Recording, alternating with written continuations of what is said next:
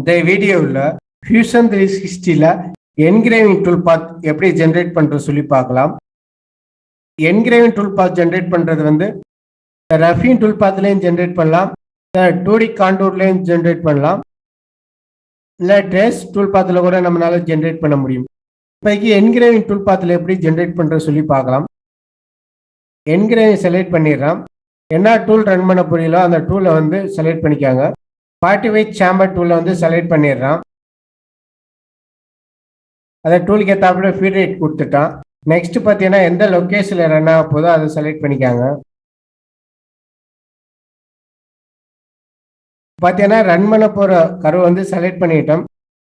Rape tool பார்த்து tool ஓரியன்டேஷனாக 4x5xல use பண்ணுறது. Next பார்த்தீங்கன்னா அந்த ஹைட் ஏற்கனவே சொன்னதான் எவ்வளோ டெப்த் வர போகணும்னு சொல்லி நம்ம கண்ட்ரோல் பண்ணுறது. இந்த செலெக்ஷனில் போயிட்டு பாட்டம் செலெக்ஷன் வந்து இந்த இதை செலக்ட் பண்ணிடுறோம். நெக்ஸ்ட் பார்த்தீங்கன்னா இது எவ்வளோ டாலரன்ஸ் இந்த ஷார்ப் ஆங்கிள் என்ன சொல்லி பார்க்கலாம். மல்டிப்ளை டெப்த் கொடுத்தீங்கன்னா மல்டிப்ளை பாஸ் ஜென்ரேட் பண்ணி கொடுக்கும், இல்லை சிங்கிள் பாஸ் ஜென்ரேட் ஆகும் ஆன்டிக்கில் இருந்துச்சுன்னா. ஏற்கனவே எக்ஸ்பிளைன் பண்ணதான் கீப் டூல் டவுன்றான் கொடுத்துட்டு ஓகே பண்ணிங்கன்னா டூலுக்கு ஏற்றாப்புல கர்வ் சென்டரில் வந்து டூல் பாத் வந்து ஜென்ரேட் ஆகிடும். இப்போ வந்து டூல் பாத் பார்த்தீங்கன்னா இந்த மாடல் உள்ள கார்னர்லனா ஒரு டூல் பாத் வந்து கிராஸாக வந்து ஜென்ரேட் பண்ணி கொடுக்குது. இது மாதிரி வேண்டாம் அப்படின்னா இந்த மாடல் ஆஃப் பண்ணிடுறான்.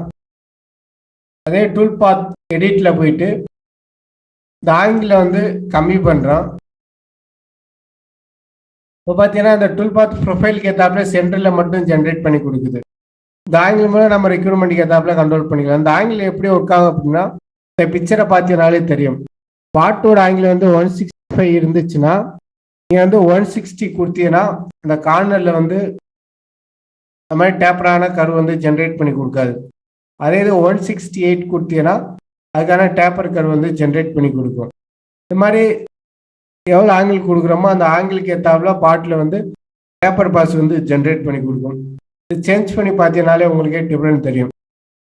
பார்த்தீங்கன்னா அந்த ப்ரொஃபைலுக்கு ஏற்றாப்புல ஆட்டோமேட்டிக்காக அதுவே சென்டர் கர்வ் வந்து ஜென்ரேட் பண்ணி கொடுத்துரும். நம்ம வந்து சென்டராக கர்வராக செலக்ட் பண்ண தேவையில்லை, அந்த ப்ரொஃபைலுக்கு ஏற்றாப்புல அதுவே சென்டராக ஸ்கேன் பண்ணி வந்துடும். நெக்ஸ்ட் பார்த்தீங்கன்னா இந்த என்கிரேவிங் எப்படி ஜென்ரேட் பண்ணுறதுன்னா டிசைனில் போனீங்கன்னா ஹெச்சில் போயிட்டு ஆன் பண்ணிடுறேன். மாடல் வேணால் மாடலில் ஆன் பண்ணிக்காங்க. ஆன் பண்ணிவிட்டு ரேட்டில் போனீங்கன்னா டெக்ஸ்ட் இருக்கு. டெக்ஸ்ட்டில் போயிட்டு எந்த லொக்கேஷனில் டெக்ஸ்ட் ஐட்டமோ அதுக்கு ஏற்றாப்புல ஒரு பாக்ஸ் ஜென்ரேட் பண்ணிவிட்டு இது வந்து ஏதாச்சும் ஒரு கர்வ் மேலே வேணுன்னா அந்த கர்வ் செலக்ட் பண்ணிங்கன்னா அந்த கர்வ் மேலே டெக்ஸ்ட் ஆகும்.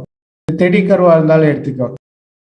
என்ன டைப் பண்ணுறோமோ அதுக்கு ஏற்றாப்புல மூவ் ஆகிட்டு போயிட்டே இருக்கும். இதோட ஹெல்த் சைஸு என்ன ஃபாண்ட் வேணும், சிங்கிள் வேணும்னா சிங்கிளை மூவ் பண்ணி வச்சுக்கலாம்.